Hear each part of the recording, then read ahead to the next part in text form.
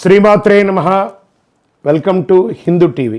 సద్గురు జ్యోతిషాలయం వారి 2024 ఫిబ్రవరి ద్వాదశ రాశి ఫలితాలు మనం తెలుసుకోబోతున్నాం. ఈ నెల ఫిబ్రవరి 14వ తారీఖున వసంత పంచమి వస్తుంది.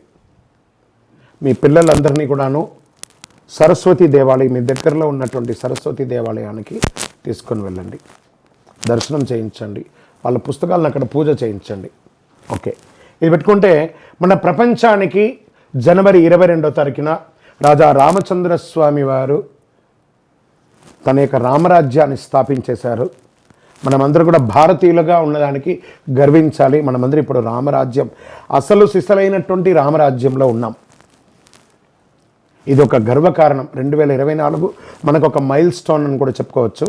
సద్గురు జ్యోతిషాలయం ద్వాదశ రాశులందరికీ కూడాను గోచార గ్రహస్థితులను దృష్టిలో పెట్టుకొని అందరికీ రాశి ఫలితాలను చెప్పడం జరుగుతుంది. ఇందులో అన్ని వర్గాల వారిని దృష్టిలో పెట్టుకొని చెప్పడం జరుగుతుంది. ఇదొక గణితం. దాన్ని లెక్కించి ఆ యొక్క గ్రహాల యొక్క కదలిక గమనాల ద్వారా ఏ రాశి వారికి ఎలా ఉంటుందో చెప్పడం జరుగుతుంది.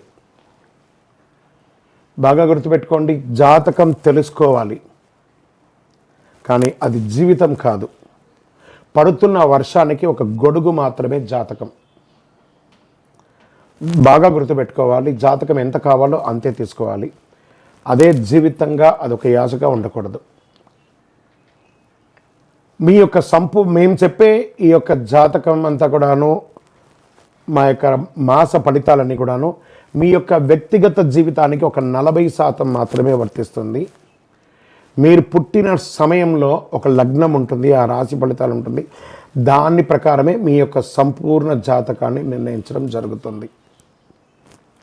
మీ వ్యక్తిగత జాతకం తెలుసుకోవడానికి మీ పరిసర ప్రాంతాల్లో ఉన్నటువంటి సద్గురువుల్ని సంప్రదించండి, జ్యోతిషాస్త్ర నిపుణుల్ని సంప్రదించండి. అక్కడికి వెళ్ళి మీ యొక్క date of birth, time of birth, place of birth తెలిపి మీ యొక్క జాతకాన్ని తెలుసుకోండి. లేదా గురుగారు మేము మీ దగ్గరే తెలుసుకోవాలి అనుకుంటున్నాము, అలా అనుకున్న వాళ్ళకి మీరు ఎందుకు జాతకం తెలుసుకోవాలనుకుంటున్నారు అనే దాన్ని మెన్షన్ చేయాలి. మా ఈ కింద కనబడుతున్న నంబర్కి వాట్సాప్ మాత్రమే చేయాలి, కాల్ చేయకూడదు. మీ details, date of birth, time of birth, place of birth WhatsApp చేయాలి. చేసిన తర్వాత 21 సంవత్సరాల లోపు ఉన్న పిల్లవాళ్ళు ఖచ్చితంగా జాతకం అడగకూడదు. ఇల్లీగల్ అఫైర్స్ గురించి అడగనే కూడదు. కంప్లీట్గా అప్పుల్లో కూరుకుపోయి అప్పులు బయట ఎలా పడాలని మాత్రం అడగకూడదు. మీరు వ్యాపారమో ఉద్యోగమో చేసి అప్పులు తీర్చుకోవాలి. 60 సంవత్సరాల పై చిలుకు వాళ్ళు అడగకూడదు. ఎందుకంటే వారు అన్ని వసంతాలను పొంది ఉంటారు కాబట్టి 60 సంవత్సరాల పై చిలుకు వారు అడగాల్సిన అవసరం లేదు. మీ వ్యక్తిగత జాతకం, విద్య ఎలా ఉంటుంది, వ్యాపారం ఎలా ఉంటుంది, ఉద్యోగం ఎలా ఉంటుంది, వివాహం ఎప్పుడవుతుంది, సంతానం ఎప్పుడవుతుంది, ఆరోగ్యం ఎలా ఉంటుంది, భూమి ఏమైనా కలిసి, ఇలాంటివి అడగండి. అన్య ప్రశ్నలు అడగకండి. వాట్సాప్లో వివరాలు వస్తేనే మేము రిప్లై ఇస్తాము. దాని తర్వాత మీరు మాకు కాల్ చేయొచ్చు. జ్యోతిష్ శాస్త్రరీత్యా ద్వాదశ రాశుల్లో 9వ రాశి అయినటువంటి ధనుసు రాశి మిత్రులారా, మీరు మూలా నక్షత్రం 1, 2, 3, 4 పాదములు, పూర్వాషాఢ నక్షత్రం 1, 2, 3, 4 పాదములు, ఉత్తరాషాఢ నక్షత్రం 1వ పాదానికి జన్మించిన మీరు ధనుసు రాశి వారిగా పరిగణించబడుతున్నారు. ఈ నెల మీకు శుభాశుభ ఫలితాలు ఎలా ఉన్నాయి? 5వ ఇంట్లో బృహస్పతి, సూర్యుడు మరియు బుధుడు 2వ ఇంట్లో, 3వ ఇంట్లో శని. ఈ నెల చాలా చాలా చాలా చాలా అనుకూలంగా ఉంటుంది.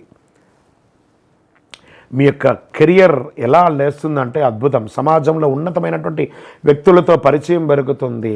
మంచి అద్భుతమైనటువంటి సాధన చేస్తారు. మీరు పట్టిందల బంగారం అండి ఈ నెల. ఏమండి, మళ్ళీ నాకు వెంటనే కింద కామెంట్ పెట్టకండి, గురుగారు మీరు చెప్తూనే ఉన్నారు మా ధనుసు రాశికి బాగాలేదు ఇలా ఉందని. ఈ బాగాలేదన్న వాళ్ళు ఒకళ్ళిద్దరు మాత్రమే కొనాలి. వేల సంఖ్యలో అదృష్టాన్ని వాళ్ళు పరీక్షించుకొని గొప్ప స్థితికి వెళ్ళారు. కామెంట్ చేయడానికి ముందు మీ ప్రయత్నం లోపం లేకుండా చేయండి, అప్పుడు అద్భుతమైనటువంటి ఫలితాలు మీకు ఖచ్చితంగా వస్తుంది.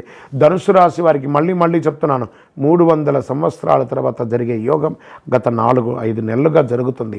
ఇది ఇంకొక 1-1.5 ఇయర్ ఇలా కొనసాగుతుంది.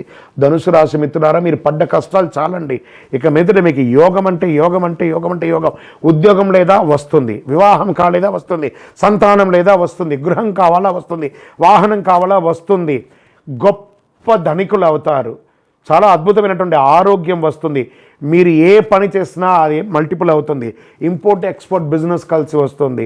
విద్యార్థులు పిహెచ్డీలు పొందుతారు, విదేశీయానం వెళ్తారు, విదేశాలకి స్టక్ అయిన వాళ్ళందరూ విదేశాలకు వెళ్తారు. మళ్ళీ చెప్తున్నాను, ధనుసు రాశిలారా, మీ యొక్క అదృష్టాన్ని పరీక్షించుకోండి ప్రయత్నం చేసి. వ్యాపార పెట్టుబడులు మల్టిపుల్ ప్లేస్లో బిజినెస్ పెడతారు. Multiple expansion of your business, franchise model కానీ, బ్రాంచ్ మోడల్ కానీ ఇలా పెరుగుతారు. బ్యాంకింగ్ సెక్టార్ వారికి చాలా బాగుంటుంది, ఐటీ సెక్టార్ వారికి చాలా బాగుంటుంది. ఎన్ని రకాలుగా అంటే డిఫెన్స్ ఉన్న వాళ్ళకి, పోలీసు వాళ్ళకి, ప్రభుత్వం ఉన్న వారికి మీ సోమరితనాన్ని తీసి పక్కన పడేయండి. ఎలా ఉంటారో మీరే చూడండి. అద్భుతం అంటే అద్భుతం. డిపార్ట్మెంట్ వాళ్ళకైతే ప్రశంసలు, ప్రభుత్వం నుంచి మంచి ప్రశంసలు, అవార్డ్స్, రివార్డ్స్ పొందుతారు. పర్మనెంట్ రెసిడెన్స్ కోసము H1 కానీ, లేదా మీరు రెసిడెన్షియల్ కానీ, గ్రీన్ కార్డు కోసం ఇదంతా మంచి సమయం. విదేశాల్లో ఇల్లు కొనుక్కునే వాళ్ళకి కూడా ఇది ఒక యోగం. పెట్టుబడులు పెట్టాలి అని అనుకుంటే నిర్మోహమాటంగా పెట్టుబడి పెట్టండి, సక్సెస్ అవుతారు. రియల్ ఎస్టేట్ స్పెక్యులేషన్స్ ఇవన్నీ కూడా, షేర్ మార్కెట్ కూడా కలిసి వస్తుంది. రాజకీయ నాయకులకైతే యోగం అంటే యోగం అని కూడా చెప్పచ్చు. Overall super. 12 రాసుల్లోనూ ధనుసు రాశి యోగ రాశి అని కూడా చెప్పచ్చు. మీ యొక్క వ్యక్తిగత జాతకాన్ని మా కింద నంబర్ ద్వారా మీ పూర్తి వివరాలు తెలుసుకొని చేయండి. మీ యొక్క అదృష్ట డే అనంటే శనివారం మీకు చాలా కలిసి వస్తుంది. లక్కీ నంబర్ 5 అని చెప్పచ్చు. కార్యసిద్ధి కలిగించే రంగు గ్రీన్ మరియు పింక్ కలర్ కలిసి వస్తుంది. పశ్చిమ దశ ప్రయాణాలు మీకు చాలా అనుకూలంగా ఉంటుంది. ఆంజనేయ స్వామి వారికి ఆకుపూజ చేయించండి. అసాధ్య సాధక స్వామిని అసాధ్యం తమకిం వద, రామదూత కృపాసింధో మత్కార్యం సాధే ప్రభు అని చెప్పి ఆయన ప్రార్థన చేసి 19 ప్రదక్షిణాలు చేసి ప్రతి మంగళవారము ఆయనకి ఆకుపూజ చేయండి. ఇంకా మీ అదృష్టాన్ని ఇంకా అద్భుతం చేసుకోండి. కానీ ప్రయత్న లోపం ఉండకూడదు. మళ్ళీ చెప్తున్నాను, ప్రయత్న లోపం ఉండకూడదు. సమయం బాగుంది కదా అని చెప్పేసి దీపం గాలిలో వెలిగించేసి దీపం ఆరిపోయిందని మట్టుకు ప్రయత్నం చేయకండి. మీ ప్రయత్నం చక్కగా ఉండాలి. చంద్రాష్టమం